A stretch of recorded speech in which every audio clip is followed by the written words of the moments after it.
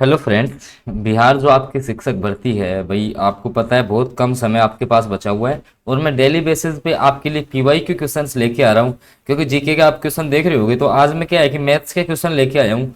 और ये सारे जो क्वेश्चन है ना, वो आपके प्रीवियस ईयर बीपीएससी ने पूछे हैं सारे क्वेश्चन। उन्हीं क्वेश्चन का जो संकलन है वो आपके सामने देखने को मिलेगा। देखिएगा, पहला क्वेश्चन है जो मैं स्टार्ट कर देता हूँ क्योंकि टाइम आपके पास भी कम है, बहुत कम समय आपका बचा है। तो देखिएगा, 540 के गुणनखंडों की जो कुल संख्या है वो आपको बतानी है। दोस्तों, जब भी आपके सामने ऐसा क्वेश्चन आ जाए कि 540 के गुणनखंडों की कुल संख्या कितनी होगी, तो यहाँ पे आपने 540 लिख लिया।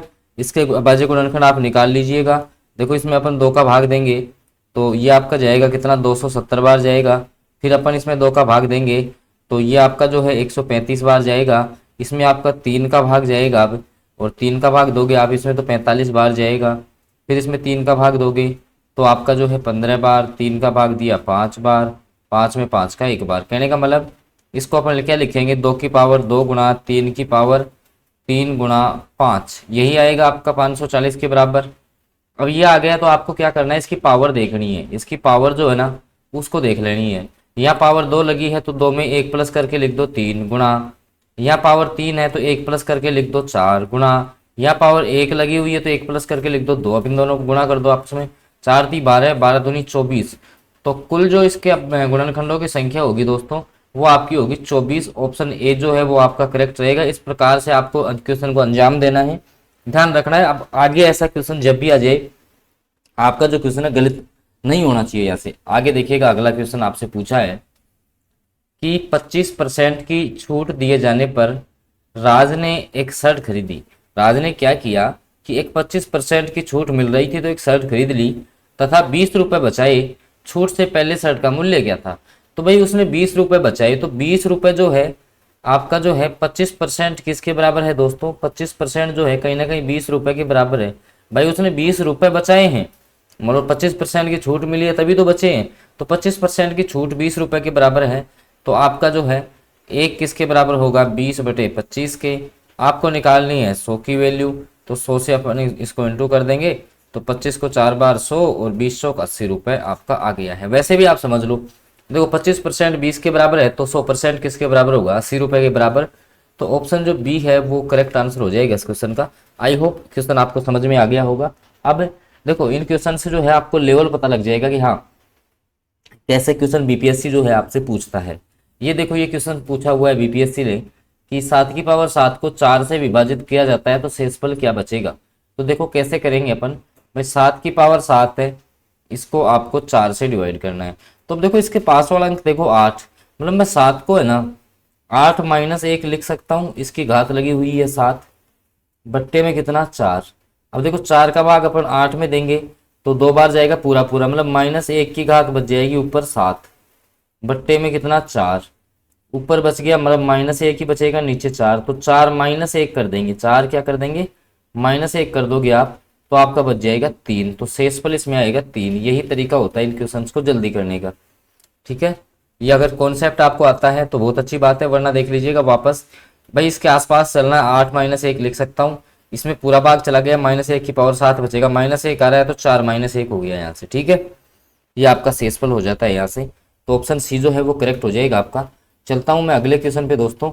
अगला क्वेश्चन जो है, यदि 9 से 59 तक की संख्याओं जो 3 से विभाज्य हैं को अवरोही क्रम में व्यवस्थित किया जाए। सबसे पहले 9 से 53 के बीच 3 से विभाज्य संख्या कौन सी होंगी? देखो 9 से 53 तक, 9 से 59 तक तो 9 होगी एक तो आपकी, उसके बाद में आपकी 12 होगी, 15 होगी, 18 है, 21 है, एक बार लिख लेते हैं अपन, 24 है, 27 है, 30 है, आपकी 33 है, 36 है, 39 है, 42 है, 45 है, इसके बाद आपकी 48 है, इसके बाद आपकी 51 होगी, इसके बाद आपकी 54 होगी, इसके बाद आपकी 57 होगी।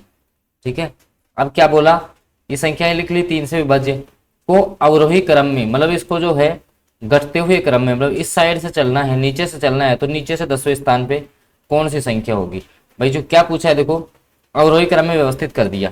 भाई अवरोही क्रम में व्यवस्थित कर देंगे तो इस साइड से अपन चलेंगे, लेकिन क्या बोला इसने, नीचे से चलना है। अब ये 1 नंबर पे आएगा, तो नीचे से अपन इस साइड से चलेंगे तो 10वें नंबर पे कौन सी संख्या है, देखो 1 2 3 4 5 6 7 9 10, तो 36 आएगी आपकी। ठीक है, ऑप्शन ए करेक्ट होगा, क्योंकि अवरोही क्रम मतलब इस साइड चलना है। अब नीचे से, तो नीचे से मतलब कि यहाँ से वापस आना पड़ेगा, समझ गई। तो 36 ऑप्शन ए करेक्ट रहेगा। अगला क्वेश्चन, ये क्वेश्चन आपके सामने है। अमर है आपके पास, अकबर है और एंथोनी, तीन आदमी है, उनकी कुल आयु है 80 वर्ष। भाई आपके जो है अमर हो गया, इसके अलावा आपका अकबर है और इसके अलावा आपका एंथोनी है। तो इन सारों की जो उम्र है ना वो 80 वर्ष है। सारों की जो एज है वो आपकी 80 वर्ष दे रखी है। पूछा है 3 साल पहले उनकी आयु का कुल योग। अब 3 साल पहले, तीन साल इसकी भी कम करनी पड़ेगी, 3 साल इसकी भी कम करो, 3 साल इसकी भी कम कर दो, मतलब 9 साल जो है अपन कम कर देंगे। तो 80 में से आप जब 9 को घटाओगे तो आपकी आ जाएगी 71 साल। मतलब तीनों की जो 3 साल पहले कुल जो एज थी वो आपकी 71 वर्ष थी। ऑप्शन जो ए है वो आपका करेक्ट आंसर रहने वाला है। दोस्तों बीपीएससी जो क्वेश्चन पूछ रहा है उसमें मैंने एक चीज नोटिस की है कि आपको क्वेश्चन को 2 बार पढ़ना है। क्वेश्चन जो आपका है उसको आप 2 टाइम्स रीड करेंगे, 2 टाइम्स आपको रीड करना है, ताकि आप जो है इसके हर एक फैक्टर को कवर कर पाओगे और हर जो फैक्ट्स है वो समझ में आएगा, तो आप जो है इसके सटीक आंसर तक पहुंचने वाले हो। चलते हैं अगले क्वेश्चन पे। देखिएगा, एक छात्र ने जितना प्रश्न सही किया उसका दुगना प्रश्न गलत कर दिया। एक कोई छात्र है जिसने जितने प्रश्न सही करे हैं ना उससे दुगने उसने गलत करे हैं। यदि कुल प्रश्न 48 हैं, कुल प्रश्न कितने हैं भाई 48 है, तो उसने कितने प्रश्नों का सही आंसर दिया। देखो अगर 12 सही करेगा तो 24 गलत करेगा, तो 24 12 36 नहीं आ रहा। 18 सही करेगा तो 36 गलत करेगा, ये 54 हो गई, नहीं आ रहा। 16 सही करेगा तो 24 गलत करेगा, 24 और 16 होते हैं 48, बिल्कुल सही बात है। तो ऑप्शन बी करेक्ट हो जाएगा। अगर वो 16%, देखो 16% उसने क्या किए, सही किए, तो 16 के दुगने, 16 दुनी आपके, अच्छा आप क्या बोला इसने, यदि इसने 16 तो यहाँ आएगा 32, ठीक है 32, तो 48 हो गई ना, तो 32 करेगा ये गलत। 32 कैसे करेगा गलत। अब कुल पर्सन देखो कितने आ गए, 48 आ गए ना, यही तो पूछा है ना, ये आपको देख लेना इसको। ठीक है, आई होप ये क्वेश्चन भी समझ में आ गया होगा। ऑप्शन बी करेक्ट रहेगा।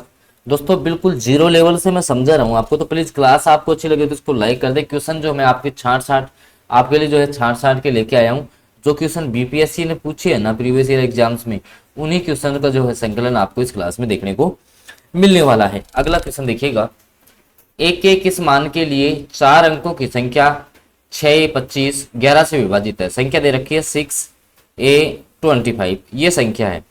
अब आपको पता है देखो जब भी 11 से विभाजित होगी ना तो एक को छोड़ के, मतलब 6 और 2 और इन दोनों का योग बराबर होता है। मतलब 6 + 2 किसके बराबर होगा, a + 5 के। देखो 6 और 2 8, अब यहाँ ए में कितना, एक ही जगह कितना रखूंगी 8 आ जाए, तो एक ही जगह 3 रखना पड़ेगा अपन को। तो ए का मान कितना हो जाएगा दोस्तों 3।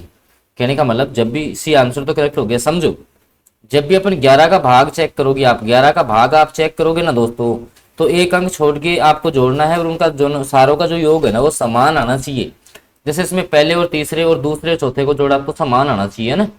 भाई इन दोनों का 8 हो रहा था, इसका 5 और यहाँ 3 आएगा फिर, है ना। तो ऐसे आप इसमें चेक कर सकते हो दोस्तों। चलते हैं दोस्तों अगले क्वेश्चन पे। अगला जो आपके सामने क्वेश्चन आ रहा है दोस्तों, हानि प्रतिशत आपको बतानी है।